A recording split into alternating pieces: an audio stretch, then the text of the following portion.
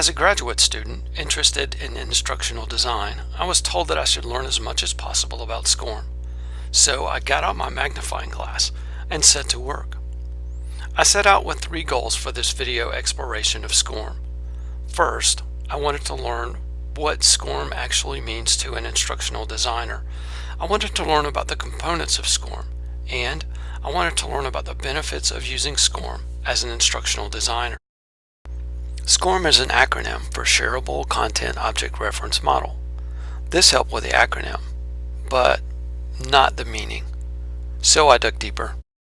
SCORM has a history with the military. The different branches of the military had similar training needs and wanted to share their instructional content. Each military branch had a different learning management system, so sharing instructional content was difficult and expensive. A small laboratory was commissioned by the Department of Defense and developed the first incarnation of SCORM. This small lab is called Advanced Distributed Learning, or ADL. With SCORM, each training asset with a specific training objective was developed to be shared across learning management systems. Each training asset was tagged with metadata, which helped the content to be referenceable. So SCORM became a way to construct training materials to be shared across learning platforms. Because the objectives were limited and could be delivered individually, these training assets could be linked to a larger learning goal and save money. For the instructional designer, this meant that teaching content must be developed to specifications that allow sharing across platforms and permit extensive metadata tagging and meet a limited scope and specific objective. This training content is typically called a SCO, or Shareable Content Object. My second goal for this investigation was to look at the specifics of SCORM and recognize 3 areas of content development. These areas are content packaging, runtime, and sequencing. Content packaging addresses the file assets to be used with the Learning Management System, or LMS. Not just the content, but how the content is referenced, listed, and to be delivered. For content to be SCORM compliant, it must have a content manifest. This file lists all the content, and it must be named IMS manifest.xml. This is necessary for the LMS to manage and deliver the content.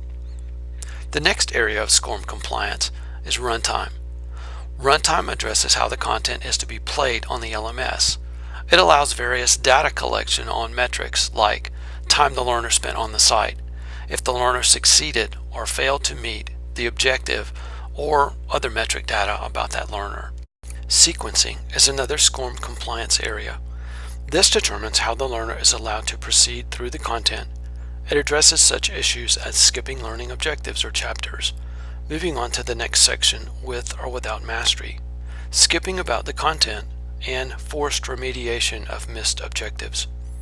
The final goal for understanding SCORM was to examine the benefits of SCORM compliance as they apply to e-learning content to the designer, developer, and the financial stakeholders for cost-effective, easily accessible e-learning content development. Many of the benefits of SCORM are obvious, but we will look at several areas briefly.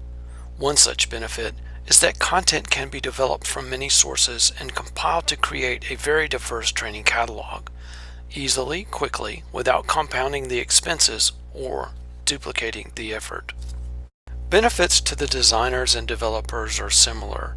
They will benefit from a narrower set of design tools, languages, and learning management systems.